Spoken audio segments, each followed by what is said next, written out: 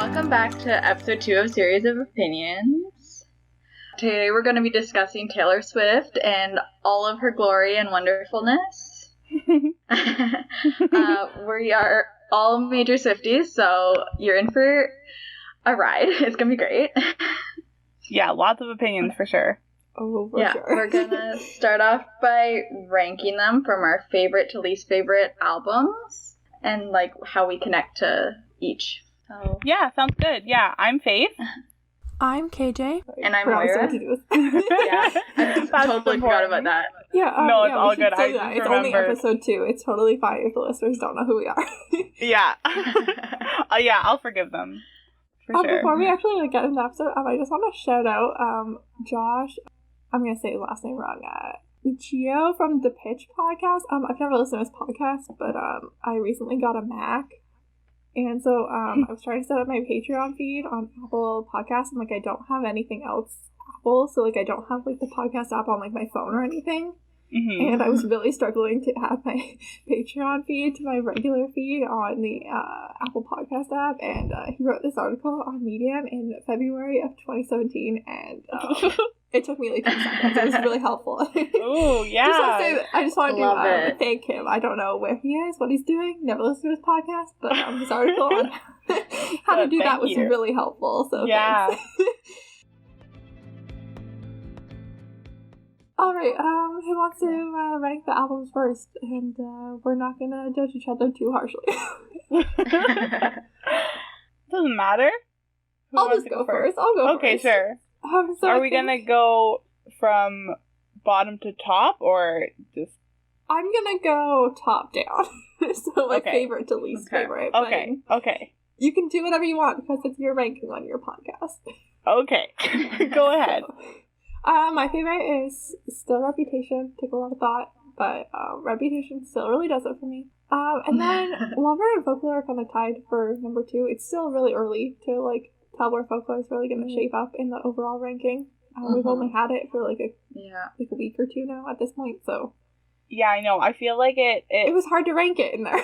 Yeah, it takes a while until like the like magical, ness of it wears off, and you can actually, for sure. Yeah, exactly. Like the like the excitement. Album, yeah. So I think it's right now it's tied at number 2 with Lover. And then I didn't want to go too much in order, so I originally had Fearless and then 1989, but I re-listened to the whole discography of Taylor Swift in the last couple days, and then so I'm back at 1989, then Fearless, then Red, then the self-titled album. Ooh. So yeah, that's my ranking. Somebody else. Okay, so self-titled is last. Yes. Okay, interesting. There's some really good songs on self-titled, but it's just, there's also like all the songs I don't like. Like my least favorite song is on self-titled. Yeah, of course. And like, of course, like the older she gets, like the more lyrically amazing. Yeah, and I think I really liked self-titled when I was first into Taylor Swift in like 2010. When like Fearless and self-titled were really the only things out. I think like when I first got into Taylor Swift, like the songs I got into were on the self-titled album. For sure. But like I think as I get older, like the way she's evolved in music is just a little bit more for me. Like I've evolved out of country quite a bit. Yeah. As yeah, well. That's true. So, like, very fair. The style and then like a lot of the sentiments, and like obviously she's gotten better as she's gotten older. Yeah, of course. Like she was 15 when she wrote a lot of those songs. Yeah, exactly. I'm not 15 anymore, so.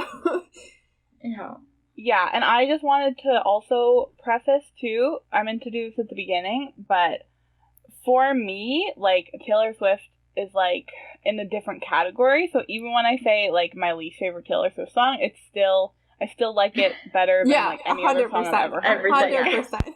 Like, I've got my Taylor Swift favorite song, and then I've got, like, my other music favorite song, you know? Oh, yeah, 100%, I think that probably goes for all 3 of us. Like, I felt so sad picking a least favorite song.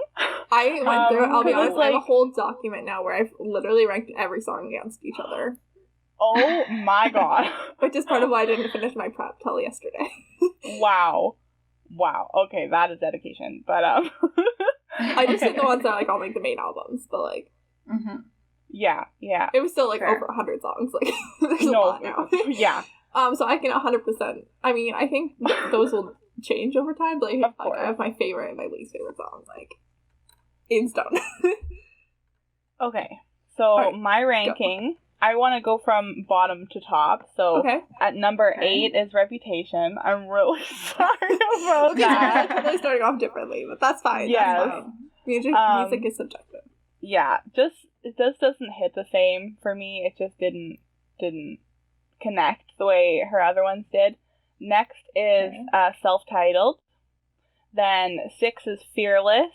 5 is Lover, which is really surprising to me. Like, yeah, it was hard to put Lover anywhere that wasn't in the top couple. Like, Lover was a good album, and I was sad that it wasn't like definitively my number 2, but it just wasn't. Like, I know, yeah, like I had it way higher, but then as I am like re-listening to them, I'm like, and there's also that nostalgia factor too that you know. Yeah, like, the old albums really have a nostalgia factor, and, like, we had less than a year between Lover and Folklore, like... Exactly, for sure. And I think it was only around a year or two between Reputation and Lover, too. Like, it was not a long era. Yeah, like, I was on Instagram yesterday, and some Swifties were talking about how, like, a year ago, the last album that we had was Reputation. That was the last album it's been less than a year. Exactly. It was like late and now August. Now we're like at TS8. Like, what? Yeah. We had no preparation either, so we didn't have a time to like say goodbye either. Yeah, literally, or get hyped for the next one. Era was starting. Yeah, literally. We're all in quarantine and a new era just like came and went. Okay.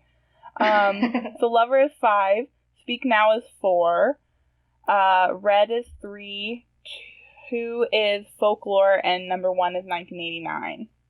I knew that was going to be your number 1. Yeah. I knew it was going to be 1989 or Lover, and I was, like, not sure which one it was going to be. Yeah, like, I love Lover, of course, but I think that it doesn't have the same, like, emotional songs that, like, Red and 1989 There's a couple that do, and that hit me. As individual songs, I love the songs on Lover, but as an album as a whole, like, it isn't, like, it's never going to be a number 1. Like, it's never going to hit number 1. I totally agree. That's exactly but, like, the individual songs on it are really good. Like, oh, totally. Sure. Like, that's all I've been listening to since it came out until Folklore came out. So. All right, Moira. My ranking, starting from number 1, is Fearless. I feel like I knew that was going to be number 1. Yeah. That was, like, my original, like, introduction to Taylor Swift, and so, like, too much nostalgia for it not to be number 1. I think we're all so into her, and she's been part of our lives for so long, that there's always going to be that, like, nostalgic part of Taylor Swift for each of us that, like, nothing will ever beat. Yeah, like, that's one of the albums I'm covering, and, like, I literally said that, like, when people think old Taylor Swift, they think Fearless. Yes, Fearless, exactly, sure. exactly. Number 2 is Red. Number 3 is Lover. Number 4 is 1989. Number 5 is Reputation. 6 is Taylor Swift, her self-titled album. Oh, Folklore's on the bottom. Folklore is number 7. I have not listened to it enough for it to make an impression on me yet. Okay, interesting. I've only listened to it through twice now. Like, I'm not up on my Taylor I've been Swift. listening to, like, it a lot. But, like, I still, like, as I was, like, doing my definitive ranking last night, it was hard to, like, rank the Folklore songs against, like, You Belong With Me. Like, where right? did any of these songs land compared to that? Like, I don't know them enough. They're the like, Folklore will probably change, but like, I have not listened to it. And then number 8 is Speak Now. It's not on my list. I guess. Like, what was you Speak Now was like what? You're like number 2? See? 4. 4. Okay, 4. But it was up there. but very high. You're shocked it was on the bottom. Like, I didn't expect that. Like, some of the individual ones are like my favorites of all time, but like as an album, I'm like, it's great, how I feel but about it's Lover. not. Like, even though I did tie Lover with number 2, like it's never gonna pass Reputation. I think Folklore could eventually pass Reputation, potentially for me, but like it hasn't yet, and like Lover just is gonna be stuck behind Reputation forever. It was hard to rank them, and I didn't want to rank them too much in like a newest to like oldest, because like I really feel like my ranking almost did that. Yeah.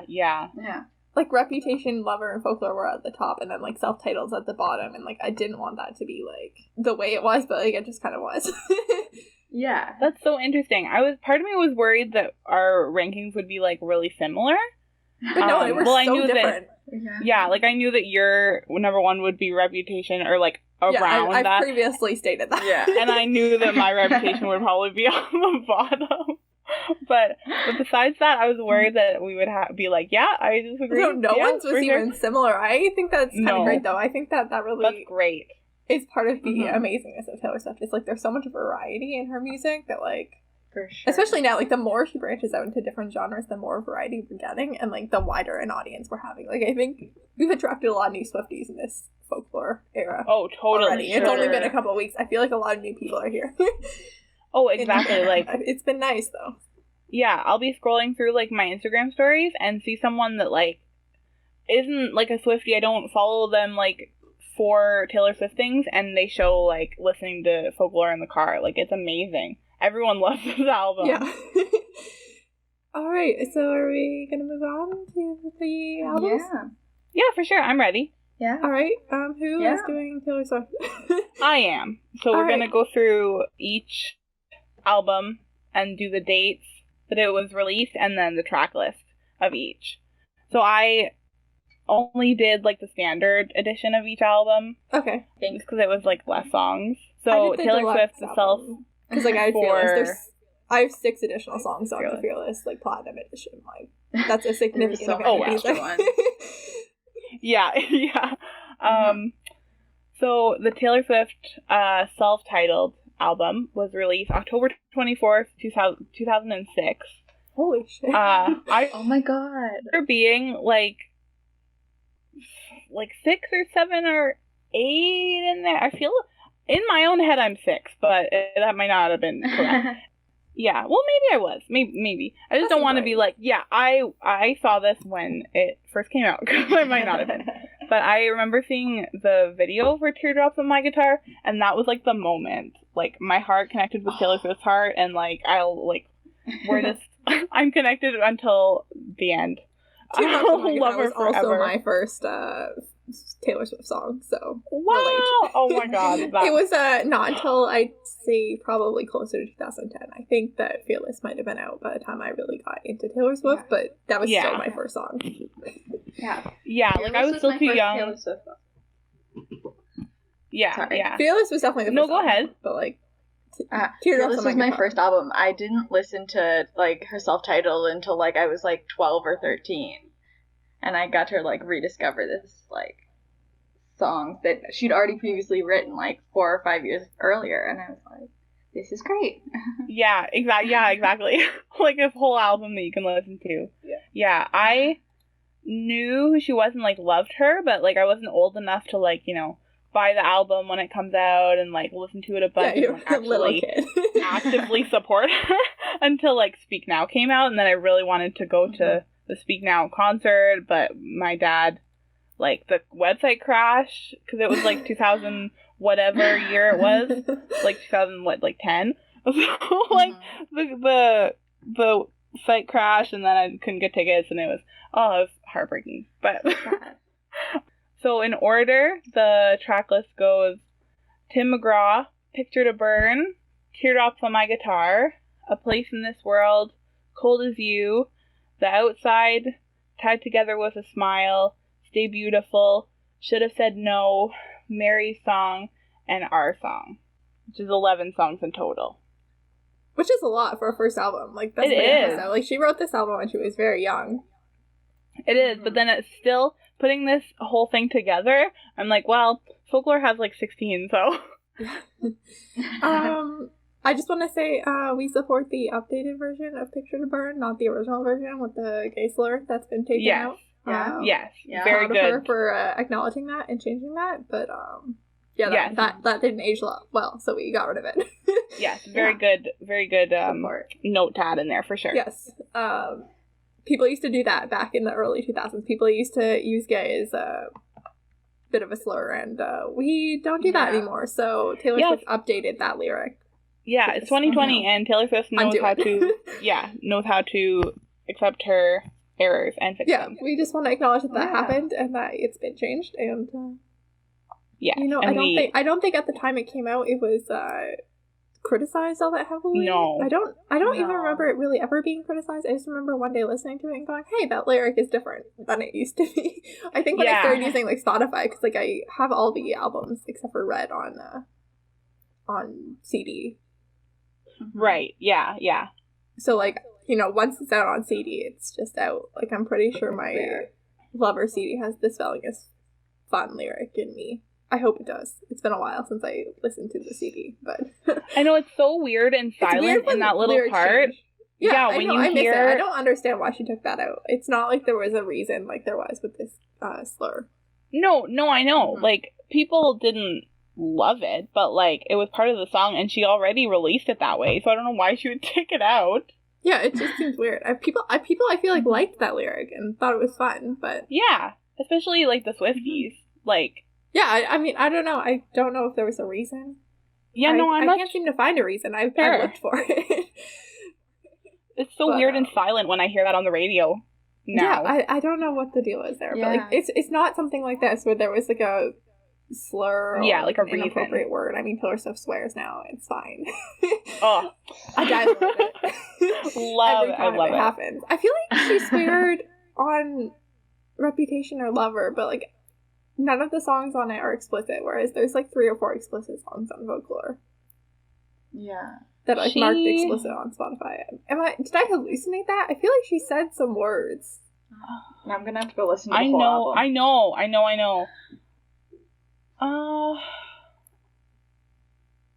I'm sure she did.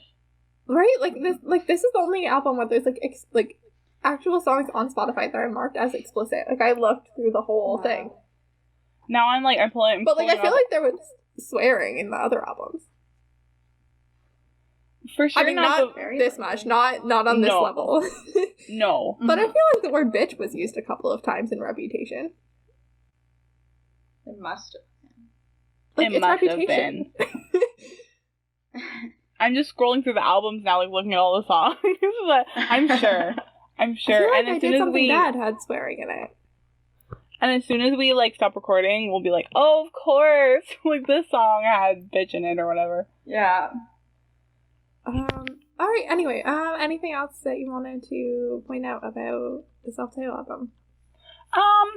Not really. Like Tied Together with a Smile was like one of my first songs that like made me like cry and like really like got me when I listened to it. That song really healed me a lot as a child. Oh, yeah. Because of course, like literally as when you're a teenager, that's like a super relatable song. Oh, of course. Even now, that's a super relatable song. It's gone down on my like overall ranking of Taylor Swift songs. But like, if I was ranking the songs just on that album, it's way up there. Oh yeah. For sure. Oh, totally. Yeah, just her standard, her self-titled first album. Yeah, pretty nostalgic for sure. Tim McGraw was her first big hit, really. Yes. Oh my goodness. Yeah. All right, so I have Fearless for my album. The album as a whole dropped on November 11th, 2008. But the lead single, Love Story, dropped on September 12th.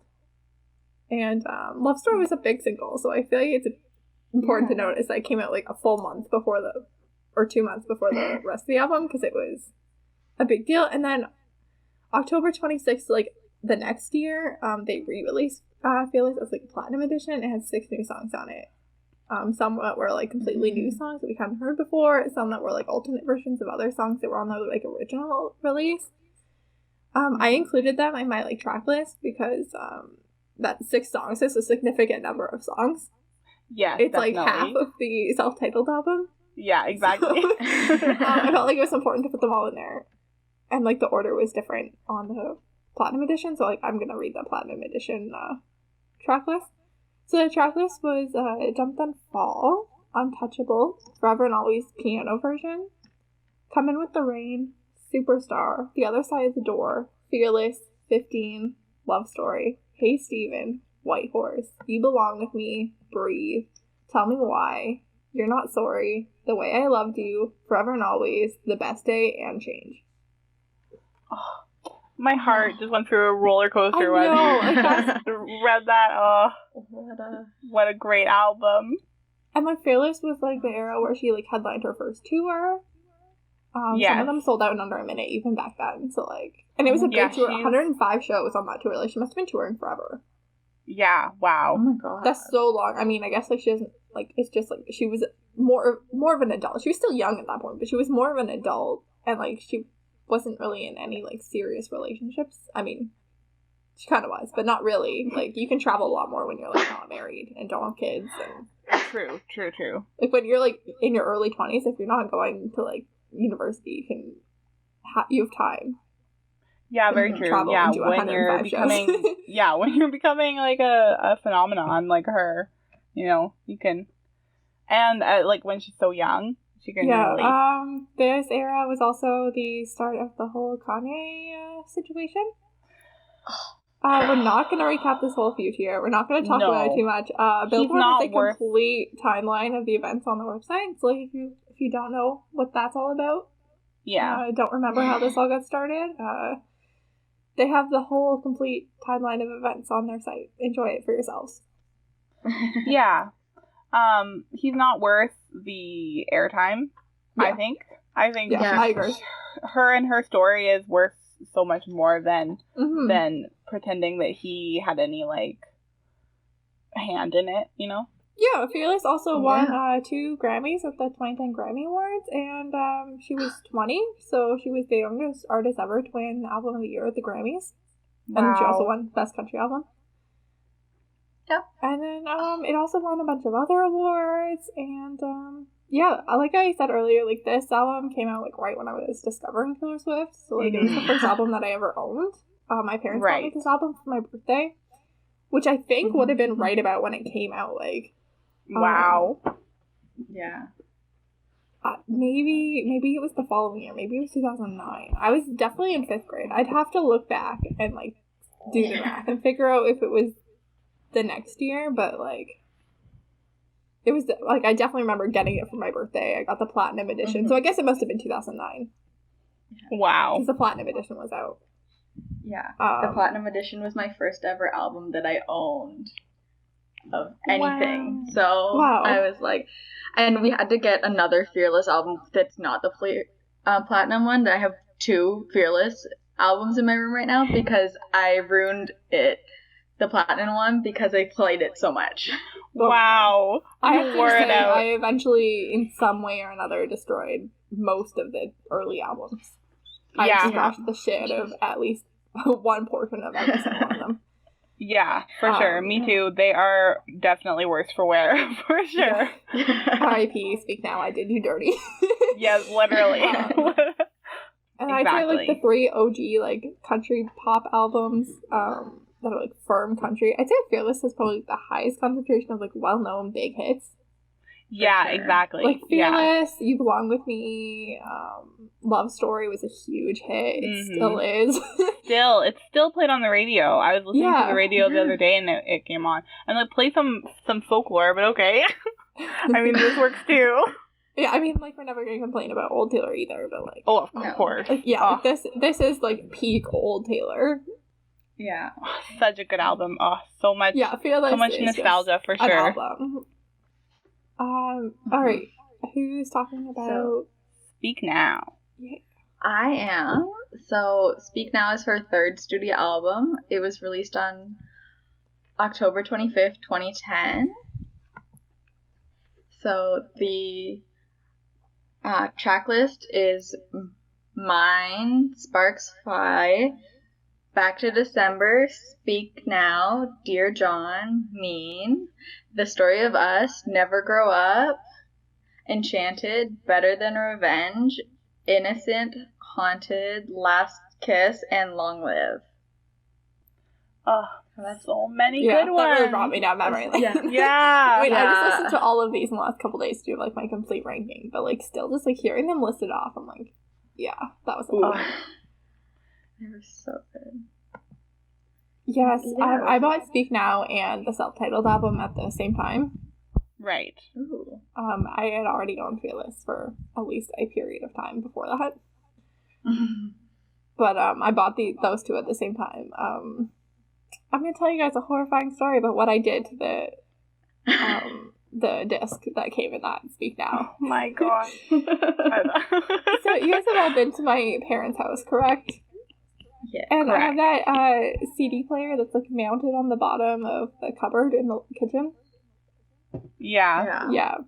So we keep all the CDs that we're listening to, or just in general, on the bottom shelf of that cupboard, because you know, proximity. Mm-hmm. Oftentimes, like, I would just like leave my Taylor Swift CDs in there, and then like sometimes the case would be in my room or whatever, and like then I'd go to like listen in my room, and I'd realize the disc isn't in the case; it's just like loose in the cupboard, which is already a crime. Yeah, I should have been arrested for that. But, the FBI just breaks down your door. I like went down and I was either putting it back in the case or just like moving it. But like as I was taking the disc completely uncased, either in or out of that cupboard, the door like hinge like bounced back enough that the door started to close on its own as I was pulling my hand out. So the disc got caught between the shelf and the bottom of the cupboard as I was pulling my hand back, and I scratched there's a whole section of the disc that's just unplayable because there's like a huge scratch right down the side. Wow. And like there was a long time where like I didn't have a streaming service. Right. After that, and so like I just like forgot most of the songs that were in that like section. Oh my gosh. Which includes the title track "Speak Now." Wow, because like it was just an unplayable section. Like you just had to skip over the songs that were in that scratch section because they weren't playable. The struggle of having a physical copy version, of an album. Yeah, I mean, like, I thought I would stop ordering physical copies, but then like, you know, they keep coming with other merch, or like you have to buy them to get like an extra song, or like I have a physical copy of Lover because I bought a onesie, and obviously I just bought Folklore because I want that extra song. Of course. Yeah, I make it a point to buy like a physical copy of each one. I don't know, just to like show like extra support. I guess I don't know. I support her so much that I don't know. Obviously, we should be paying artists, so we should be buying like physical copies, but also like. But I don't know. I just adding up over the course of in my own mind, I feel like it adds to the like album sales, like more than just me buying it on Apple Music or whatever. I don't know. It's just my own mind. No, I think you're totally right. Sure. I mean, obviously, like the Apple iTunes and like the Google Play and whatever, like those sales obviously count towards sales. But like there is something about owning a copy. I mean, it's less for me because I don't own a CD player. So like, yeah, true. Yeah, like Macs don't even have like a CD player. They don't have a USB drive. Or a USB drive, so you have Thunderbolt 3, which is USB-C. I've had to buy converters for my new computer. Yeah, same. And then also like I have a CD player at my parents' house in like my childhood bedroom, but like it doesn't really work great anymore. Yeah. Like I've tried to play Lover on there, and like it's just it's not worth it. Like I just pull it up on Spotify and listen to it on there because the sound quality is 100 times better. Like it's just too old. Fair. Yeah. I mean, I could probably buy a new one, but like, what's the point? I spend less than a quarter of my year there. A lot less than a quarter of my year there. Yeah, that's generous for sure. Okay, so I have Red. Right. Which is, as we go newer, we're going up my ranking list. Red was number 3. Such a special album to me. It came out October 22nd of 2012. I was in grade, like, I'm trying to do the math. When she was on tour, you were in grade 7. I remember when because we went to Red Tour together, Faith and I. Is that when you guys went together? I thought that was in 1989 together. Was it 1989? Yeah. 1989. Yeah. I thought it was red. It's been a long time. Because remember I went to Toronto. Yeah. Oh, I remember you like had the whole outfit. I remember. Yeah. Yeah. What album did you get tickets for your birthday? Like, your parents surprised you with tickets. What album was Red. Was it red? Yeah, we went to Toronto, and I was in the pit. The highlight of my life. I've peaked already. Yeah, your parents bought you really good tickets for your birthday and surprised you with them. Yeah, like you had no idea. A girl, oh my god, the biggest prize of my whole life. But a girl that my mom worked with won, because you have to like enter to be able to buy the tickets. You can't just buy them. You have to enter to win. It's a whole process, yeah. It's a whole thing. Mm-hmm. You have to enter to win to be able to buy pit tickets, and she won and knew that I loved Taylor Swift so much, and so she like let me also, buy it through her, and then we went together. That's so fun. And it was like the peak of my whole life. so so good. Tell us the track list. Sorry, jump right into that story before we even talked about what. I know. I get a little carried away. So the track list goes: State of Grace, Red, Treacherous, I Knew You Were Trouble, All Too Well, 22, I Almost Do, We Are Never Ever Getting Back Together, Stay, Stay, Stay, The Last Time, featuring Gary Lightbody, Holy Ground, Sad, Beautiful, Tragic, The Lucky One, Everything Has Changed, featuring Ed Sheeran, Starlight, and Begin Again, which is 16 songs in total. Amazing. What a track list. What a track list. Such a ride. It's just meant so much to me, and like it was one of the first ones that like. Sorry, what day did you say this album came out? October 22nd, 2012. Okay, yeah. Mm-hmm. I want to tell a story about Red. It's the only album I don't own a physical copy of. So I would say it took me the longest to fall in love with this one because I didn't listen to it for a long time. However, it did come out in October of 2012, and that's when we really started hanging out a lot. And you bought this album right when it came out, obviously, because of course what I did. You do. Yeah, and, that was like the. I have an early November birthday, and I remember you brought this album to my house for my birthday party, and we listened to it, and it was the first time I ever had listened to it. Wow! It was at my birthday. Oh my god! I think I was turning 13. Yeah, you're right. Yeah, because that would be my 13th birthday. Yeah, you're right. Because then, like 2 months after that. In my January birthday, I was also turning 13. For my 13th birthday, I got those tickets, So it all lines up. So sorry, was that was the story. That was the story. It was that the first time I heard this album was at my own birthday party because you brought the album from home.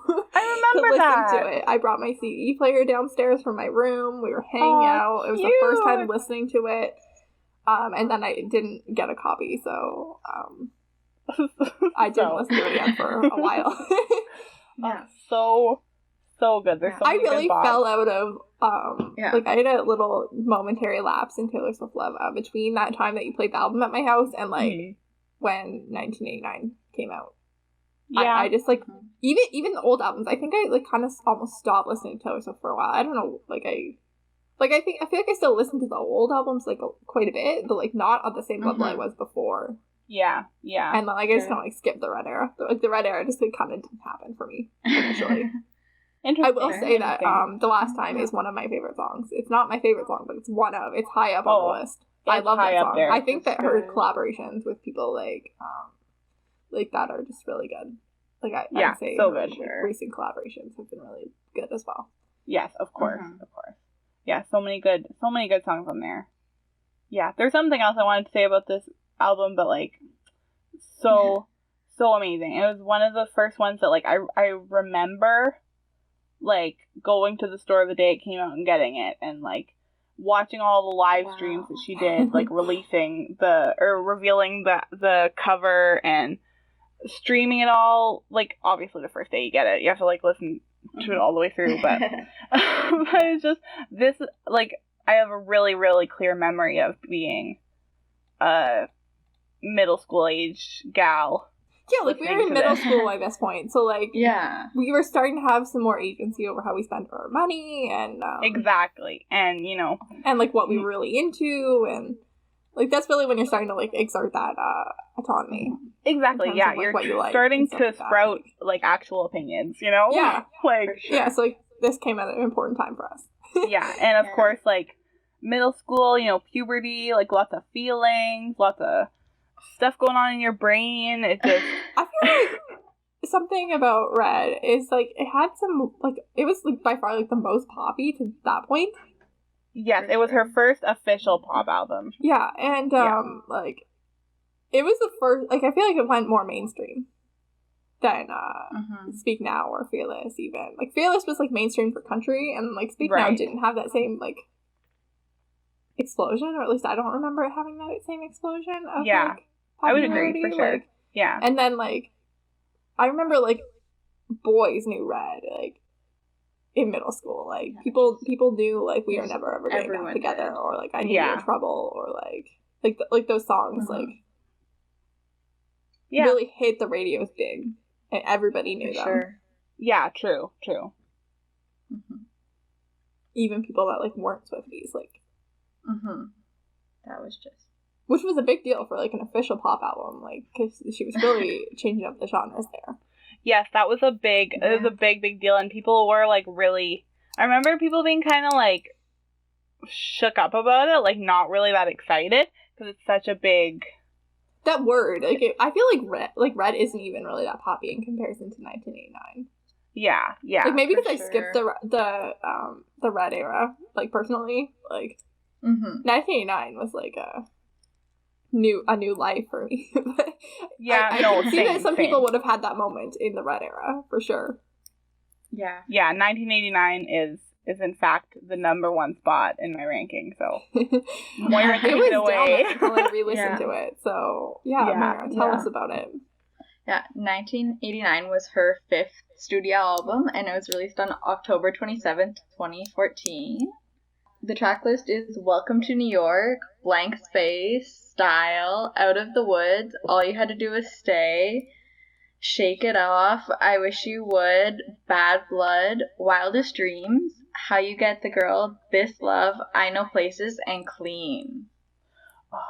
Oh, so good. You did not name a single bad song there. Like, none of those are anywhere in the bottom for me. No, literally. Like, literally could just listen to that front to back, just sing all the words without even thinking about it. My parents really wanted to buy me tickets for this tour, but they just could not afford it. They did buy me the deluxe album for Christmas, though. So thank you. Yeah. And that was the deluxe album that came with all the Polaroids. It was a big deal to get the deluxe one. Yes. Because the deluxe ones came with the Polaroids, and you wanted the Polaroids. I hung them up in my room up until I took them down when I took my fairy lights down for college. So this is most definitely my favorite album. My Polaroids are still up on my wall at this exact moment here in my current house, not at my parents' house. My Polaroids are pretty ratty. My Polaroids have followed me. I didn't put them up when I got them. I saved them because I was I don't know. I feel like I was still in early high school when 1989 came out, but I guess I kind of wasn't. I was like mid-high school, I guess, by that point. But like I didn't put them up because I didn't want to ruin them. And then when I went away to university in first year, I put them up. I wish that I've taken them down and put them up every time. I wish I would have at least kept like one pack of them, just like away somewhere so they'd be pristine. Them, so. Yeah, and I went to the store and I bought the regular edition and I bought the deluxe edition, and then my family went to the States for a vacation, and so I went to Target, which we do not have in Canada, and I bought the Target edition and another deluxe edition. It makes me sad every time an artist has a Target edition because we don't have Target here. Right? Isn't that so rude? Sad. I wish that another store here would like take the Target editions up here. But I'm just like looking back at what store that would be, but no, I don't know. Walmart or something? I don't know. But I'm just like looking at all of my albums lined up, and I have one of each album and 4 in 1989. I mean, no wonder it's your favorite. You bought 4 of them. Yeah, exactly. Yeah, so it was already set up to be my favorite when I was buying buying all the Polaroids, like. True. Mm-hmm. I gotta say, I don't have Lover folklore on like an actual CD, because I used to get them for my birthday, because my birthday's like 2 months after all these were like yeah, she used to do all her releases in the fall. Yeah, back when we were so I just get the Big Machine November birthday, so that was same. So like I have like 2 of 1989 and like 2 of Fearless, because people just gave me this, because like, what are you gonna buy Swiftie? You're gonna buy the Taylor Swift album that just came out. The newest one. Yeah. My family collaborated, so I never had multiples. I probably could have had multiples, considering I scratched all of the original 3. Yeah. The track list we did. Anyone else have anything else to say about 1989 besides that it's fabulous? No, nothing specific. It's just. Oh, I wanted to also mention Wonderland was like one of the, I think there are 2 extra songs. Oh my god, what a fake Swiftie. 2 songs on the like deluxe edition, and Wonderland almost made it to my favorite song. It was up there. It's a good song. It's a good song. So I just wanted to throw her in there, because she won't get mentioned. Like... she probably won't get mentioned again this episode. People really criticize love stories, liberal use of the Romeo and Juliet story, and I feel like Wonderland and its Alice in Wonderland comparison really like tightened that up. Yeah. Like she pulled it together for this literary rummage. So I'm gonna write another song. It's about an actual story. Gotta get together. Yeah. Alright, so I'm going to talk about Reputation now, which, as previously stated, is my favorite album, so I was really happy when I was randomly selected to do it. Yes. Yeah. We randomly were selected to do these. I literally used a random number generator set from me, and I randomly generated us these selections. Like, we did not pick the albums we were doing, we just, because, they're all good, so... Of course. So Reputation, or Rep, as I'm going to call it, because, who has time to say the whole name, came out on November 10th, 2017. So I'd say it's probably the most controversial of the 8 albums, but it's personally my favorite. Mm-hmm. He announced the album in August, and immediately dropped Look What You Made Me Do, which I will admit was a shock to the system. Yeah. Even after all the popularness of 1989, this was a big change. This, like, Look What You Made Me Do doesn't sound like anything else we'd ever heard from her before. Yeah, Not even close. It's on a whole nother level. Exactly. It took me a little while to couldn't stop talking about it. Yeah. I feel like Look What We Do, I did fall in love with pretty quickly. I mean, that the whole, like, just the line, like, with the phone, it's just, like, so perfect. Like, it was so different, but it wasn't hard to fall in love with. No. And then, Ready For It also came out before the album dropped, and it took me a lot longer to like Ready For It. I did not initially like it. I still don't know how to feel about the music video, but I think... Yeah, it's lower on my list, for sure. But I really like the bass in it, and like the the whole album on it. It's really gone out, and I think it's the opening song that she that you open with during the concert, and I think that really I'll talk about more about the concert after I talk about the actual songs on the album, but I think that really changed my feelings on it as well.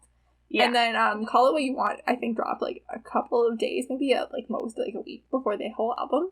Yeah. And it's totally different than the previous 2 songs that we just totally different vibe. It was so different. Sure. It's really different. I'd say even compared to like most of the album, like Call It What You Want and New Year's Day are like really so different from the rest of the album. Like, yes, totally. They're really bright. So it's definitely a different sound than any of the previous albums. It's a bit more of an edgy pop rock than pop albums that we had before. The Kanye and Taylor drama that started in Fearless kind of came to a head in the 1989 era, and then like Taylor Swift is just like, fuck it, I'm gonna write a whole album about it. And about all the other stuff that was going on with the media.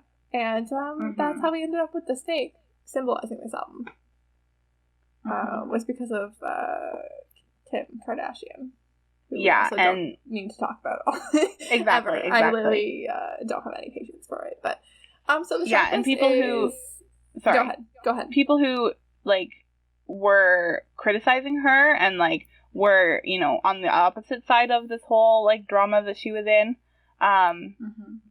like started to call her like a snake, and that was like what they called her, and so that's why it be like she really took back that symbol, and she's like, it evolved. Exactly. And, give it to my Swifties to embrace as a symbol. And we did wholeheartedly. Oh yeah, we went all in on that snake symbol. So the track list was Ready for It, Endgame featuring Ed Sheeran and Future, I Did Something Bad, Don't Blame Me, Delicate, Look What You Made Me Do, So It Goes, Gorgeous, Getaway Car, King of My Heart, Dancing with Our Hands Tied, Dress, This Is Why We Can't Have Nice Things, Call It What You Want, and New Year's Day. So good. What a great album. What an album. It's so What great. A ride. It's an album. I mean, even though it's on the bottom of Faceless and it was super controversial, people were really mad when this was nominated for a Grammy and then didn't win a Grammy. Yeah, true. People were very upset that this didn't win. Yeah, the same thing about Red, too. I should have mentioned that before. Red didn't win a Grammy either. Red I feel like people always say that Red got robbed. Yes. I mean, 100%. All Too Well, like, was All on that album. Should have a Grammy. Should have all the awards, but, this album came out, like I said, on November 10th, 2017. So I was, it was just around my birthday. And I was also in my first year at university, so I was away from home for the first time. Wow. And I was dealing with my residual anger from high school, and this album really was a lot of catharsis for me. It still is. Like if you're feeling a lot of emotions, like there's love on this album, there's anger, there's frustration, there's sadness. Like this album has the whole thing. Like and I think, like we just mentioned, All Too Well is like one of those songs that's like a really specific lyric song, but also like just like the emotions are just so strong that you just like can feel them regardless of whether or not like the exact lyrics apply to you. Like it's just like the feeling that you feel, and I think a lot of the songs on Reputation have that. With like anger and frustration and like feeling betrayed. So this album was followed up. Oh, also, I just want to tell a story about how this album also related to my birthday. Is I went home. I was home for the weekend. This came out on like a weekend. And I was home for the weekend because it was my birthday.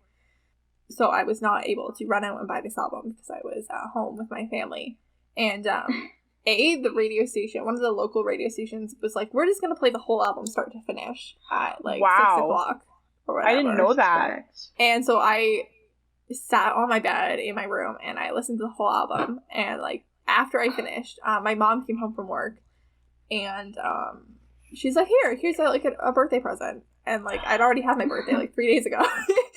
And it was this new album. So like I got to listen to it again. Like I didn't think I was gonna get to listen to it again until like the next week. And my parents got it for me for my birthday, like the first day it was out.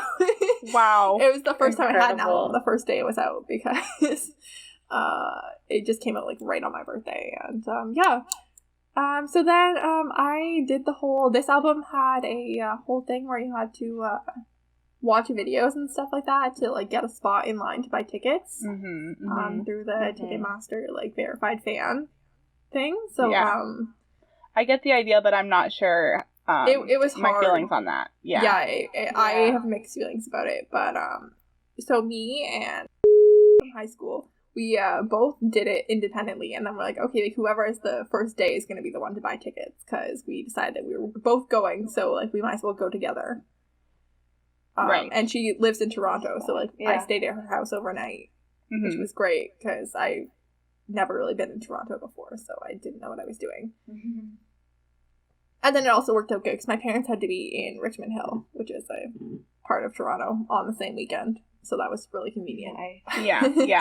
I didn't have to like take the train or anything. Like my parents were able to drive me up there.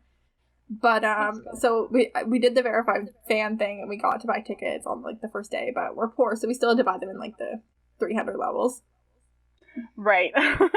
But then they put a light bar in our row, so we got moved down to the 100 levels. Right, yeah. Which was doubly great, because we also got paper tickets. Because you didn't get paper tickets when you bought them. When you bought the tickets, like, all the tickets were, like, virtual, like, on your phone. Mm-hmm. They weren't doing, you couldn't even get, like, tickets, like, emailed to you. Like, you didn't have paper tickets. But because we got moved, we had to get this paper ticket to show to the people down on the 100 levels that our seats had been moved. Mm-hmm. So we got paper tickets. And we were so excited about it. Like, I was more excited about that than the fact that we got moved way closer. Yeah, same. I'll be honest, like, the stage was so big that honestly it probably would have been better to be higher up, because we would have been able to see more. Like, unless you're, like, at the very front, then, like, you want to get the whole view, and, like, but we were, like, and we were right near the C stage, so, like, she was only, like, super close to us for, like, 2 songs, but, like, right. This was the first time I ever saw Taylor Swift in concert, ever, and the only time. Wow. Wow. So that was a big deal for me. Yeah, and fun fact I just want to throw in, is that the big snake that she has, like, in the concert, the huge big snake is called Karen with a Y. Yeah, she's a character of the Taylor folklore, Taylor, like, lore. Yes. And just characters of the Taylor Swift universe. So I love her. She introduced all the dancers and didn't introduce Karen, but we all know Karen. It's fine.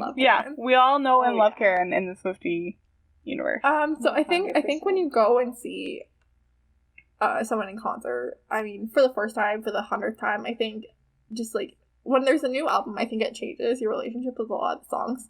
Of course.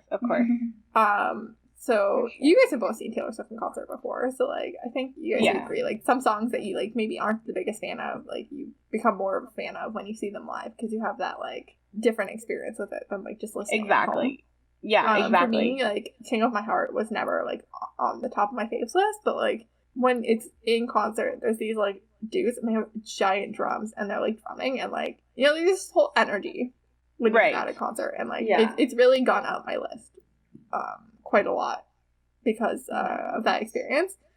And like one thing that's really fun about this concert is you can just like go watch I believe Dallas, Texas night of this tour on Netflix. Like it's just on Netflix. Anybody who has a Netflix account can watch it. Yes, I love that. And I'd say like I watch this probably like once every like 6 to 12 weeks. I mean, I've been replacing it with Hamilton lately since Hamilton came out, but like if I watch like a horror movie and I can't sleep, like I'll throw this concert on. That makes sense. I think totally. People should be doing more of these, like, especially if we're not gonna have like, I mean, who knows when we're gonna have concerts again? But true. I think we should do like, I mean, I guess concert DVDs probably have gotten more out of fashion as we move away from the DVD era. Right. For sure. But like, I just think like a Netflix or like another streaming service concert is like more accessible than DVDs, and like. Because you're already paying for a lot of those streaming services, and then, like, my DVD player's broken right now, so I'm still a little anti-DVD. But at this exact moment, I'm not feeling the DVD love. But also, just, like, you're already paying for that, whereas, like, if you're buying all the individual DVDs, like, they start to add up pretty quick. Oh, yeah, very true. Very true. Like, Lover also had a concert go up on Disney Plus, and, like, she wasn't doing very many of those concerts, so obviously none of us were going, because... Yeah, and I was can afford to travel to another country. Yeah, there exactly. was like one in Paris, and I think there's supposed to be 2 in the US that didn't end up happening. Right. But like there wasn't a lot of tours happening. Yeah. And like a lot of concert dates happening, and like none of them were even in our country, so none of us were gonna get to see that. And then like we got to see that, and it was fun. Yeah, it makes it more accessible for sure, and the concerts themselves like are such a special part of being like a Swiftie and being a Taylor Swift fan, because she has such an incredible mind that like creates this show and this whole experience. Yeah, it's a real experience. Like 1989 had these cool like bracelets that like lit up to the so glad that they beat of the song. I was really, like, hoping, like, I didn't know for sure if there was going to be bracelets, and I was so excited when they handed me that bracelet, and I was like, yes, you guys both went to 1980 when they had the bracelets, and I really wanted one. Yes. Yeah. Yeah. Okay, so Lover comes next. It came out August 23rd, 2019. Was Lover the first one? Yeah, Lover's, or was it Reputation? That was the first one that didn't come out as an association to Big Machine Records. Lover was the first one. Lover, yes. Okay, I thought so. Which is kind of sad, because I think Reputation would have been a good first one. Oh, definitely. Because we also don't love Scooter Braun and Scott Borchetta. We also do we're not them. down for that. Artists should own their own music. Exactly. In all areas, not just in music, but, like, of course, all artists should own their own work. For sure. Yes. So August 23rd, 2019, and that was what was going on then, that she could finally, release music whenever she wanted, as often as she wanted, didn't have to wait the 2 years that they had her releasing music. Mm-hmm. The track list goes, I Forgot That You Existed, Cruel Summer, Lover, The Man, The Archer, I Think He Knows, Miss Americana and the Heartbreak Prince, Paper Rings, Cornelia Street, Death by a Thousand Cuts, London Boy, Soon You'll Get Better featuring The Chicks, False God, You Need to Calm Down, Afterglow, Me featuring Brendan Urie, It's Nice to Have a Friend, and Daylight, which is a total of 18 songs. We were blessed. It doesn't seem like it's that long, because all the songs are amazing. But I know. So many great ones. Cruel Summer is one of my all-time favorite Taylor Swift songs. Yeah, Death by a Thousand Cuts. Death by a Thousand Cuts for a long time was my favorite. Like, in my first year of college, like, as a graphic design student, a lot of my stuff, if you needed, just to throw in, like, a random quote to fill the space, I would just put in the lyrics from Death by a Thousand Cuts. So amazing. And then, of course, Soon You'll Get Better. Like, I just can't listen to it without crying. Oh, yeah. It's really teary. I wish there was more Chicks. I think if you're going to feature the Chicks on a song, you should feature them a little bit more than she did.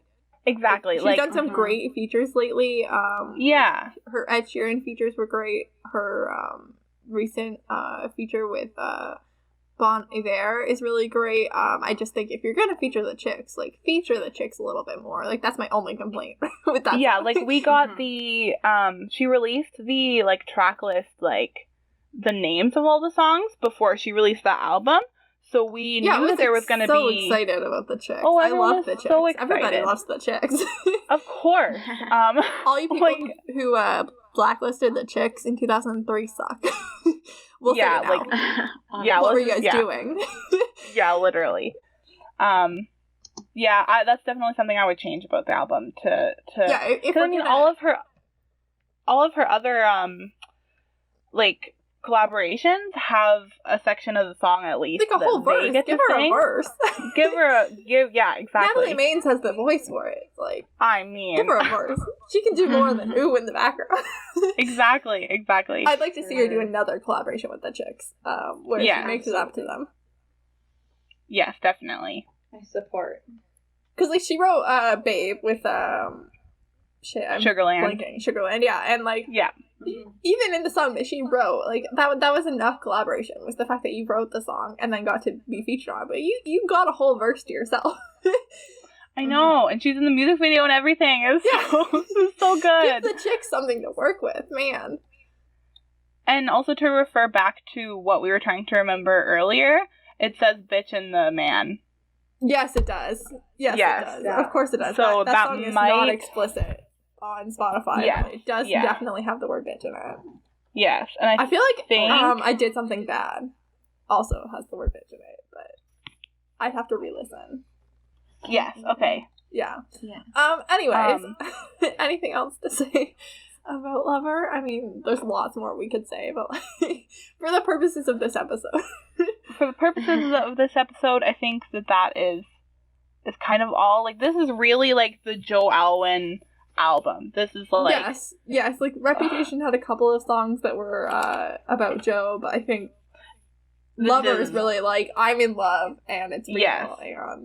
And yeah, we're on 3 albums of Joe Alwyn right now, so like, oh my goodness. Yeah, exactly. I think we can agree.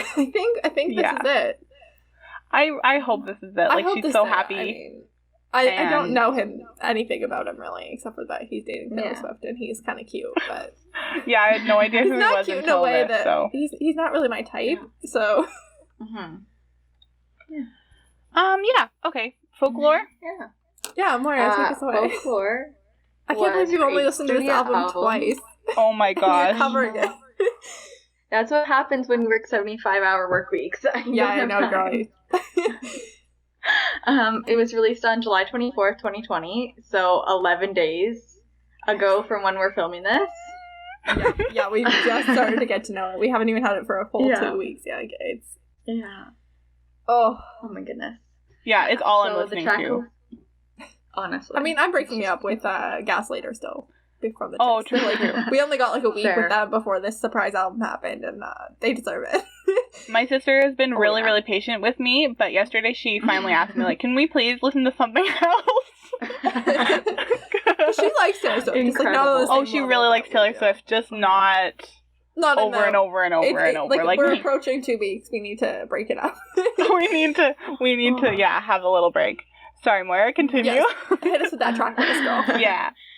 The track list is The One, Cardigan, The Last Great American Dynasty, Exile featuring Bon Iver, My Tears Ricochet, Mirrorball, 7, August, This Is Me Trying, Illicit Affairs, Invisible String, Madwoman, Epiphany, Betty, Peace, and Hoax. Oh, I love it so much! It's so good. These songs were really hard to rank in my overall ranking.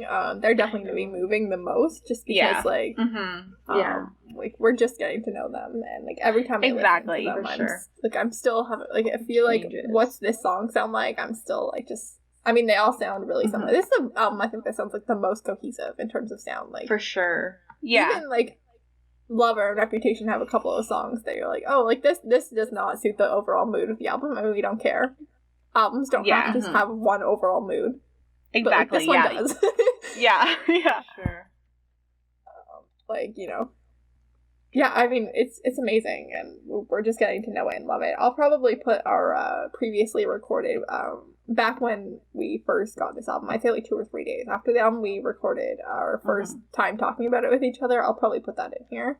Hey guys, it's Ed and KJ. I just wanted to hop in here and say that the audio quality from our initial folklore reaction isn't great.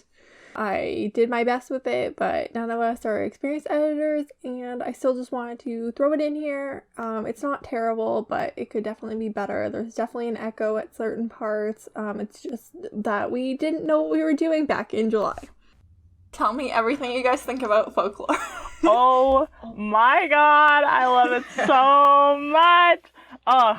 Like the hype, and oh my god. Okay, you guys can go ahead, because I could talk about this forever. Okay, so I'm just gonna do a little intro for our listeners. So we're recording on July 26th. So Folklore came out 2 days ago. Yeah. The 8th album by Taylor Swift that nobody knew was happening until about 14 hours before it came out. So we're excited. We all are Swifties. So we just wanted to... Major. Yeah. We haven't talked about it at all. Freak out. None of us have talked to each other. No. Okay, so favorite song off the album, if you had to choose one. I can't choose one, but I can choose 2. My 2 favorites are Exile and The Last Great American Dynasty. That's my favorite. So good. I should have thought about this before I asked you guys, but my 2 favorites have got to be The Last Great American Dynasty and probably Betty or Madwoman. Really, I don't know. Oh, I love it so much. Did you guys see on Twitter, I'm trying to find it, but I've tweeted so much in the last 2 days, but our friend from high school tweeted this Tumblr link. Yeah. That, okay, I didn't see it. Use to, and it like gives you a this song or that song, for every song in the album against each other's, and it like ranks your top songs. Okay. So I did this yesterday, and tied for number 1 was The Last Great American Dynasty and Exile. Okay. And then 3 was Betty, 4 was Cardigan, 5 was Mirror Ball, 6 was My Tears Ricochet, 7 was Illicit Affairs, 8 was The One, 9 was 7, 10 was Hoax, 11 was Mad Woman, 12 was This Is Me Trying, 13 was Epiphany, 14 was August, 15 was Peace, and 16 was Invisible String. And I'm sure that will change if I took this again in like 2 days. Yeah, exactly. Like when a new Taylor Swift album comes out, especially for me, like if you ask me tomorrow, I'll be like, oh, of course August is my favorite. Like it's so, it's so, I mean, Mirror Ball was my favorite like when it came out, like Friday and Saturday, but I listened to Betty all night last night, so now, and The Last Great American Dynasty I listened to all this morning, so. What about you, Moira? What's your favorite? Oh, The Last Great American Dynasty I've listened to like 50 times already. I don't know why I love it so much, but it's so good. So perfect. And then like Cardigan, it's just like with the video, it just like I love it so much. Oh, I get so emotional over Taylor Swift. Like when the music video came out, I was like crying. She looks so beautiful and just so she's glowing and oh my god. It's amazing. And the fact that this was a secret, like there's a music video, there's merch, like this has been in production for a lot longer than I think we all think. Oh, totally. Sure. Like even all the hardcore stans that are always like, you know, counting things in her Instagram posts, like it totally blew all them away too. Yeah, nobody knew anything about this. And I just want to add this in. If you want to do that ranking for the folklore album songs, it's at jessieepinkman.tumblr.com. Good. You can find it there. Shout out to that person that made that because it's awesome. Yeah. I'll be taking it again. Also, you can find it on my Twitter in my tweets and replies. Okay, awesome. Yeah, just do you guys want to give credit to that person? Yes, of course. Before we switch over to recording our actual episode, just want to... I don't know. I had something to say that was important. It was about folklore. I wanted to talk about my tweet thread that I tweeted because I think that that's something really important about having this secret album is there was no secret sessions. Yeah. So it didn't matter if you were spending 23 hours a day on the internet screaming about Taylor Swift or if you were spending 1 hour a day like a reasonable human being screaming about Taylor Swift. You all had access to this album at the same time. Nobody knew it was coming out beforehand. Nobody got to go to Taylor Swift's house and listen to it. I mean, I think that's a great experience for the people that get to do that, but like normal people don't have the time to spend that much time being fangirls. Like it's just not, you can't live a productive life. Yeah, exactly. For most people, it's just not an option. And I think it's just nice that everyone's on equal footing with this album. I mean... Oh, totally. I hope completely next album agree. that the secret sessions are back, but as someone who knows that I don't spend enough time on the internet to ever be noticed by Taylor Swift. Yeah, literally. It's just nice that it was nice to have a moment, because like I know that the secret sessions can cause a lot of drama in the fandom when they're happening. Yes. Like... Yeah, for sure. Obviously, people are good not to give out the secrets, but, like, the people that go to the secret sessions are, like, given this, like, place high up in the Taylor Swift fandom. Exactly. It can cause a lot of jealousy and stuff, and it was just nice to have an album that wasn't an issue. Yeah, exactly. All the Swifties, no matter what level, like, we're exactly the same. And we could all experience it at exactly the same time. At, like, 12 a.m. on Friday, we all got it at the same time. It was so wonderful. And it's just such a gorgeous album. I love the sound of it. Me too. It's her first album that's classified as like alternative. Lots of people thought when she said about folklore and like released like a couple of the pictures, they kind of expected like country. But I love the sound of it. More of a country vibe. But it sounds really good. I'd say it's the most cohesive album in terms of all the songs having like a similar sound.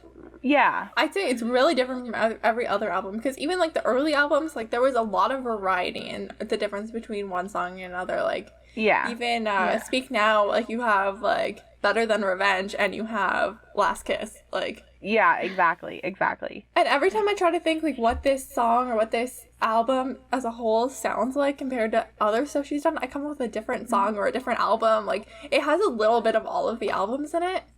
Yes, totally. It really feels like this, like, Enchanted Forest vibe mashup of the previous 7 albums. Yes, so true. Like, it feels like if someone erased the first 7 albums, like, you'd still have a piece of all of them in this one album. Mm-hmm.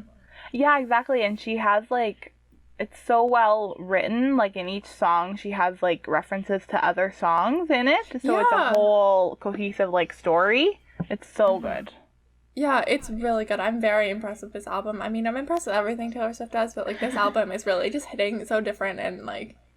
I know, that's exactly what I said. As soon as I listened to it, like, this just hits different. Music this week. Like, it was a weird week to pick to surprise drop an album. Yes, Spotify, like, broke on Friday. Like, the Chicks just dropped an album, like, the week before, and Sabrina Carpenter just dropped a new song, and I think I saw the other day that Billie Eilish was dropping a new album in the very near future. Is she? Did I miss that? Are you up on the Billie Eilish team? I spent, like, 3 hours on Twitter last night watching my roommates play video games. So, Wow. And then Todrick released an album too, like on Friday night too. So like when everyone was trying to go on to listen to folklore, like Spotify like crashed. It was crazy. And did Blake Shelton do something this week, or did he? Maybe he did. So honestly, it just feels like everybody released new music this week. Yeah, everyone's like, just friggin' screw it. We're gonna be inside forever. So let's just put out our music. Yeah. I feel bad for Lover, though. Like, Lover, the album, got, like... I mean, it would have been such a beautiful tour and such a beautiful, like, concert for it to have its own moment. Yeah, and, like, maybe we'll... I mean, who knows? Like, this could be over... Who knows? Pretty soon, like, before there's another album, and, like, we could definitely get that in the future, like... But even if we don't, I think I'd like to see her do more, like... live stream from home or something with this album. I think that would be really fun. I think that would honestly be more fun and more accessible than a concert. Oh, totally. Like, I'd like to see Taylor Swift hop on Instagram Live and play us through this whole album. Oh, how fun would that be? Oh my gosh. I think that would be really fun. Alright, so I'm gonna wrap us up for this, so everybody can just chill for 1 sec. Okay. Like, I feel like the first while after you get a brand new Taylor Swift album, like, it's definitely, like, you have rose-colored glasses where it's like, this is the most perfect album, and it's so amazing, and I just love it so much. And, like, you can't, like, be like, okay, this is, like, not my least favorite song. Like, it's, like, not my favorite song. It's for me, anyways. It's yeah, exactly. Favorite and least favorite. I mean, are those two very far off? Not really. Yeah, exactly. I listen to. And I also feel like, for me anyways, I think I said this in our, like, initial reaction to the album. For me, like, every day that I listen to this, I find something new that I love about the album, like, that I notice or that hits me different, and, like, it results in a new favorite song, like, almost every day from the album. So I go through phases, which I don't think that's ever happened to me before in really any of the other albums. I usually have, you know, my top, like, 2 or 3 that I just play over and over and over after, of course, you know, I finish obsessing over the whole thing. But the more I listen to folklore, like, the more I find to love about it, I think. So I think I had that experience with Reputation. Yeah. Like the songs I initially loved aren't the songs that I love now, even though one of the songs in Reputation is my favorite song. Yeah. I think, okay, remembered what I wanted to say about folklore. So, like, with folklore, I think it might be one of the first albums where, like, the majority of the songs aren't super Taylor Swift personal. Yeah, that's true. It really is more a album of songs like Mary's Song or, like, You Are in Love. Yeah. Like, it's not songs about her own personal life. They're amazing and we love them, but, like, they don't have that same, like, deep emotional, like, it's obviously, like, like there's a lot of characters that are, like, made up characters. Yeah, way more storytelling. It does feel like more storytelling. It's such a cool concept that she hasn't done a lot of. Yeah, exactly. It's a good change. I like it a lot. I think it's really cool. Yeah, I love it.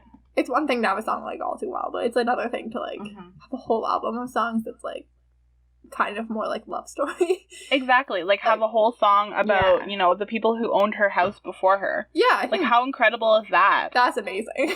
I love that song so much. Such a good song. Don't know the song that we're referring to. We're talking about The Last Great American Dynasty. Yeah. Which is about the people that used to own one of her many houses. Yes. Yeah.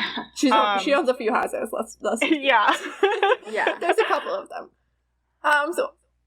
We're all now gonna name our favorite 3 Taylor Swift songs. Oh, this was so difficult. Our top 3 favorite Taylor Swift songs of all time. Out of all of these songs we just listed.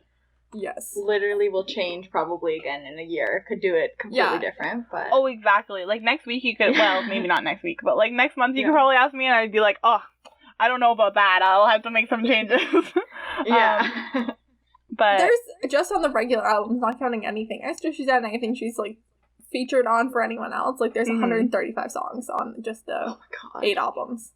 So... Yeah, and that's not including, like, the great songs that were in Miss Americana, the, like, documentary we didn't on even Netflix. talk about Miss Americana. Yeah, I highly recommend that documentary. Highly recommend. I mean, so good. If for nothing else, like, the music in that is amazing. Like, it's its own thing. Yeah. Only the Young. Listen to Lover and then watch, then watch Miss Americana on Netflix. Like, for sure. It's so really about the making of that album. Mm-hmm. Okay, so who wants to... And also her life. But well, also that. That. It's really amazing. Who wants to start with their top 3? I can. Okay, yeah, you go first. Yeah. So my top song of all time, you probably could have guessed this from this episode listening, but All Too Well is my favorite ever song. Coming in second is Dear John. I wasn't sure about this. The number 2 and 3 spots have shifted over the last few days thinking about this. I thought Dear John was going to be in my top 3. It didn't make my top 3, and I was surprised. It's just so... I think this really slow, like... the more purposeful, like, I think her lyrics are, and the more, like, you can tell that she wrote this to have the highest impact on the listener, like, that...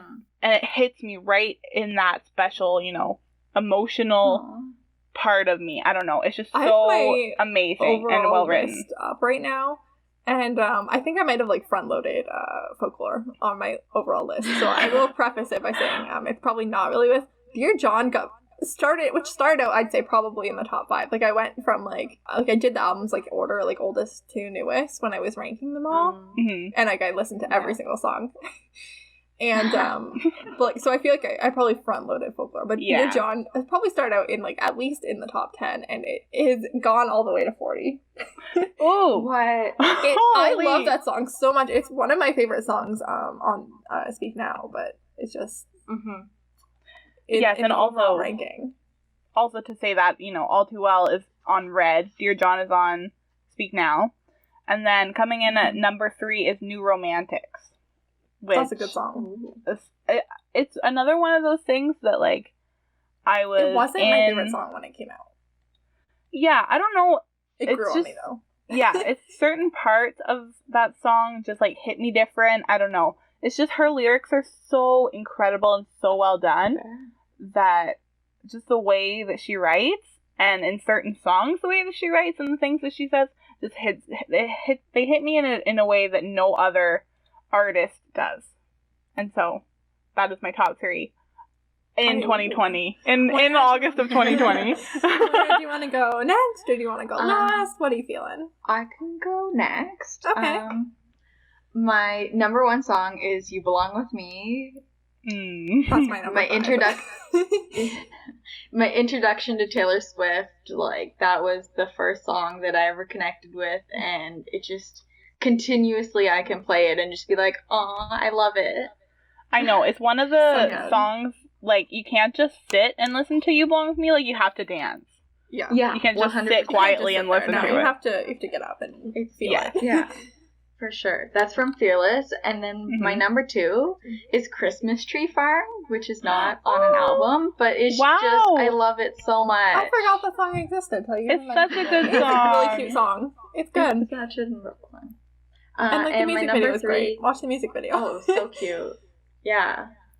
My number 3 is Starlight from Red. Wow! I love that song so much. I really like that song. It would never make any of my like top lists, but it's a really good song. Mm-hmm. Yeah. It's another storytelling song. Yeah, for sure.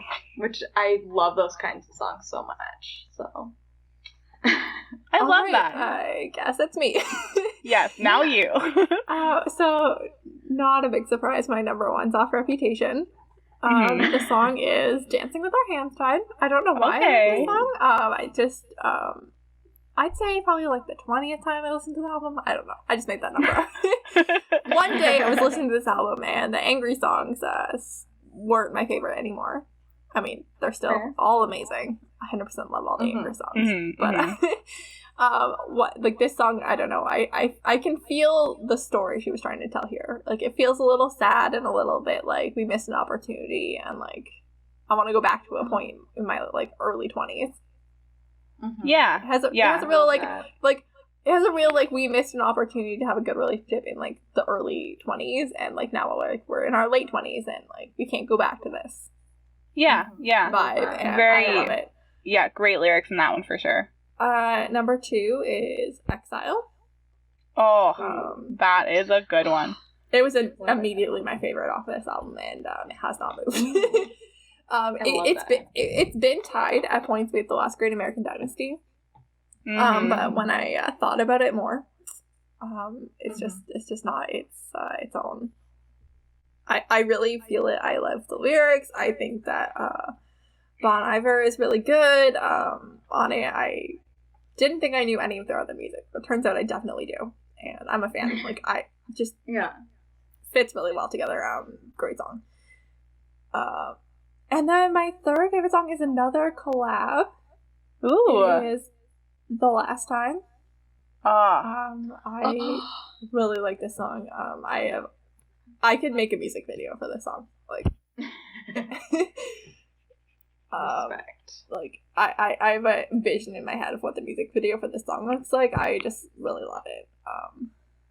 So well written, so good. Those are probably her 2 like best collabs for sure. And I think the starting, like, she doesn't even sing until the chorus. Like, I think letting her collab partners have a couple of like a whole verse to themselves like right off the bat is really a good strategy. No, totally. And I didn't actually even think about that until right now, but I think it like gets us as like hardcore Taylor Swift fans, like it gets us used to this new voice. And then, so we're listening to what they have to say, and then Taylor comes in, who we already love, and it creates this, like, amazing story that they can both then tell. It's not like we're listening to our favorite singer, Taylor Swift, and then this random other person is singing with her. It's like they're singing together. That's literally how I feel about Ready For It. It's like we have this, like, Taylor that's, like, kind of almost rapping, and then she comes in with the chorus, and she's like, the Taylor Swift that we've known this whole time, like, with the quiet, like, beautiful, like, flowery singing. Yeah. And, like, it's like, like, that is the Taylor that we know. Like, thanks for the reminder that we're still here. Yeah, exactly. But also, like, we didn't transition from that to this new rappy Taylor. And I think that that's kind of important to do. Yeah. Is like, we got this rappy Taylor. I'm like, okay, this is where we're going. And then it's like, oh, just kidding. Like, we're not totally going over there. And so yeah, let's see, what are we doing next? So next we're gonna go on to our segments, our regular segments of each episode. We're starting off with Love It or Lose It, which is, you know, our favorite and least favorite things about whatever we're talking about. So in this scenario, we're gonna say our favorite song, which we kind of already said, and then our least favorite song of Taylor Swift. Who wants to start us off with this one? I'll start. Okay. Because I just told everybody that my favorite song was My Hands Tied. So my least favorite song, coming in at number 135 okay. on the list, is Stay Beautiful from the self-titled album. I don't know why I don't love this song, but I just don't. I don't know if it's that the first word is the name. Right. Yeah. And I think I just don't get it. Like, I don't get how Cory's eyes can be like a jungle, and I don't get how someone's smile can be like the radio. I just don't understand what you were trying to tell me. I don't get it. I don't like it. I don't know what's happening. Like, she has all these songs that are, like, really about, like, really specific boys. Teardrops on My Guitar is about Drew. Yeah. Hey Steven's obviously about Steven. I don't get what Cory's deal was. How can a smile be like a radio, Taylor? I don't get it. Taylor, tell me. It's too obscure. I just don't get it. I would that like really Taylor got Swift me. to. I mean, I would really like to talk to Taylor Swift one day. I've never been able to afford a situation where we've been even in the same proximity. Yeah, we've never been in a closer than I'd say like a bus length. And she was like on stage and I was in the stands. Like we were like I wasn't even in the pit. Like we've never been all close to each other, so I've never had the opportunity to ask her anything. I touched her hand and I will never forget the feeling in my whole life. Her hand is as soft as you think it'll be. I can't even imagine. It's literally softer than you think it'll be.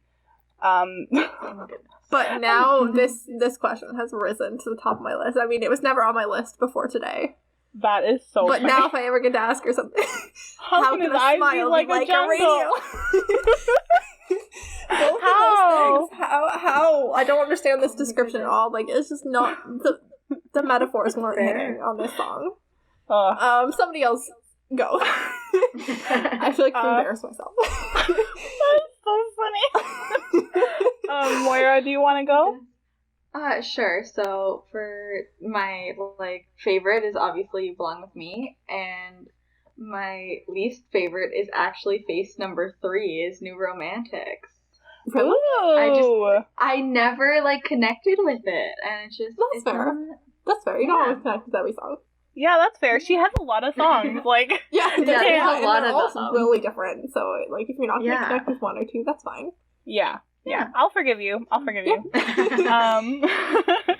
So, of course, my favorite song of all time is All Too Well. And my least favorite song of all time is actually Me, featuring Brendan Urie. Okay, Me used to be my least favorite. I'm not gonna lie. When it first came out, I didn't like it. I couldn't watch the whole, music video. Because it came out, with a music video. Yeah, exactly. And I still don't think I love the music video. But I think I've grown on the song. Yeah, I mean... It ranks about mid of the pack for me now. It's 67 on my overall list at the moment. So that's about midway. Yeah, it's just... As far as lyrics go, it's not... I feel like with every album, she has one of those, really catchy songs that is written to be on the radio, to be really catchy, and this was it, but it doesn't have that same, it's not Shake It Off, where it's has that message of, confidence and stuff, and it's not as catchy as a We're Never Ever Getting Back Together. It doesn't hit me the same. You can't sing it the same way you can sing Shake It Off or We Are Never Getting Back Together. It's too much high vocals. I mean, I know part of that's because if you're going to feature Brendan Urie, at least show what you can do. Of course. Why feature him if you're not going to let him do his thing? But yeah. I mean, just the chicks, but... True. Sorry, I'm never going to get over it. True. No, she has to do another collab with the chicks to make it up to me, because I'm never going to forgive her for, doing the chicks. Yeah, for featuring them, but doing them so dirty. Yeah. Yeah, I mean... Thanks for getting the chicks out there, but the chicks were already the top-selling female group of all time. They didn't need the help. Exactly, so, let them sing, how about? Yeah, let them sing. They're good. For sure. Yeah, me just, and I don't, I think that the spelling is fun part, Yeah, taking that I'm out not really someone... hurt the song. That was fun. Yeah, I liked that. Yeah. And I was a big fan, obviously, when it came out, because we were, so desperate for any new Taylor Swift content. I'm oh my god, feed me. Yeah, and you were ready to get out of the Reputation era. You didn't love the Reputation era, so, you were ready to let that go. It was time. Yeah, I was ready for, flowery pink Taylor that she had been advertising. And I loved this song when it first came out, and I listened to the, watched the music video so many times, I don't like... I think on top of, any of the things I don't like about the music video, I don't like how Taylor did her hair. It is plastered to her head. Yeah. It is pulled down. It could not be any more flat. I know that's, the look that she's going for. She's going for that, slick back business person look. Mm-hmm. But, it's just... It's not a good look. Fair enough. Yeah. It's a fun song, but out of all of her lyrical genius, it's like the least. It's moved up in the middle of the pack for me, but I think initially I didn't love it. Mm-hmm. With this song for me, it was like my real introduction to Brendon Urie. Like I listened to him, but like never like connected, and I went on a like Panic at the Disco like fad this year. Like that's all I listened to for 6 months, and like I am incredible diehard fan now. Like I love it. This was probably also my introduction to Panic at the Disco. Like I knew them from the internet, but like I wasn't really into anything that they had done. Wow, you guys didn't have the same emo phase. No, I really didn't. I don't know. The same like really fad middle. Really know me yet, but like I did not have an emo phase. Reputation was the closest thing I got. And like I didn't have the emo. I didn't have the emo phase of like wearing black and doing eyeliner, but I had the emo phase of like everything is terrible and I'm sad all the time. So I definitely already knew. I just got really into murder instead. I didn't. Yeah, also that. I just like really got into murder. Fair. So so I already knew Brendon Urie, but yes. So next up is our randomized rankings.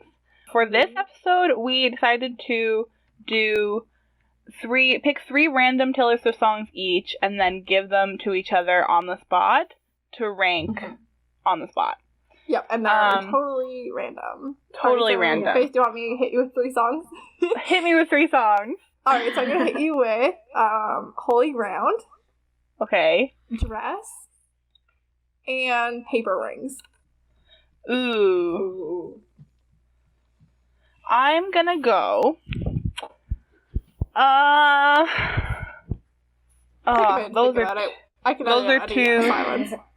Those are two. Well, sorry to put Dress at number 3, but Dress goes at number 3. It's one of my least. It's in the bottom part of my. I think Taylor all the Swift. songs have Reputation. You would like Dress more than the average song, but that's interesting. Yeah, it just I don't know. I was thinking about that the other day. Actually, it just it's not one of my favorites. Dress used to be high up on my list. It's fallen quite a bit on my overall Reputation. It's another one of those things that you can't like sing along to it very good because it's so high.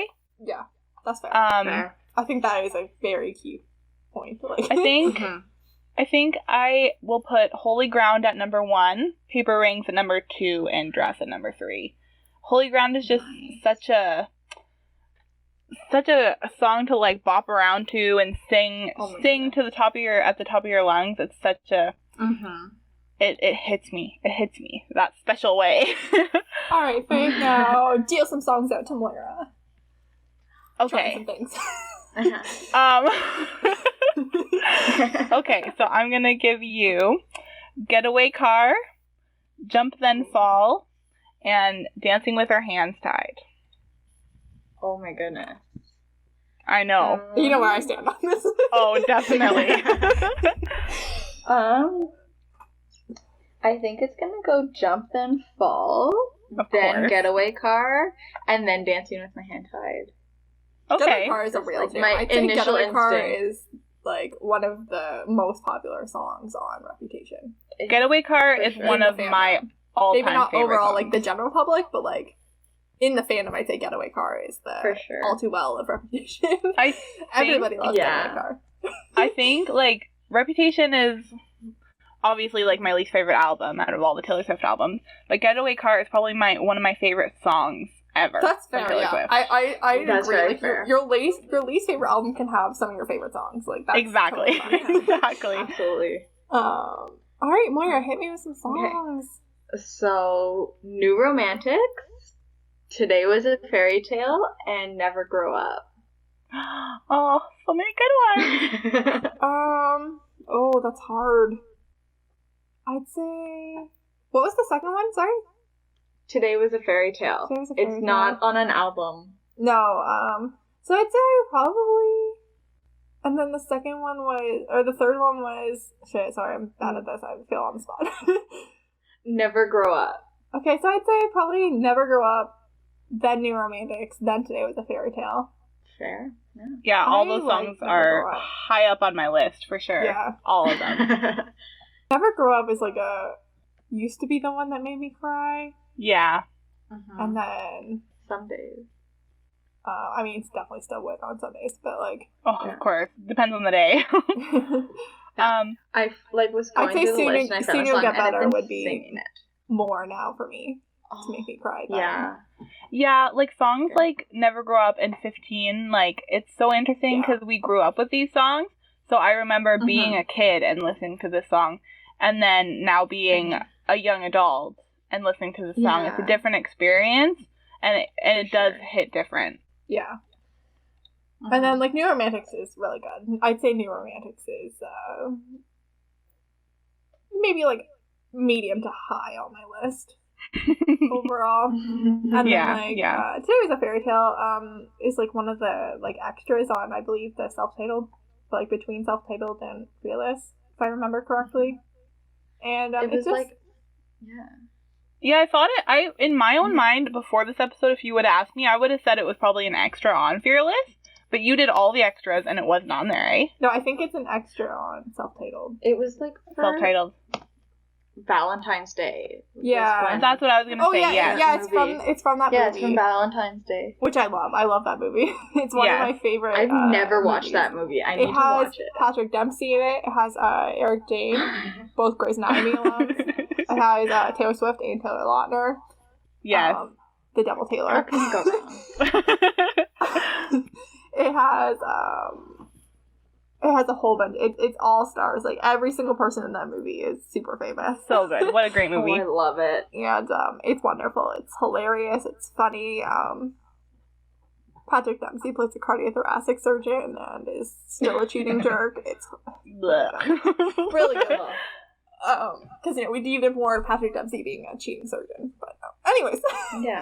We're going to talk about Grey's Anatomy a lot on this podcast. It's fine. We should do a whole episode just to get our jitters about that out, or all our thoughts. But what a fun episode. Yeah, we have one more segment that we're not doing this week. It's the I Would Name My Kid That section. Not really applicable for this week. I mean, Taylor's always on my list because I really like unisex names, which is why her parents picked Taylor.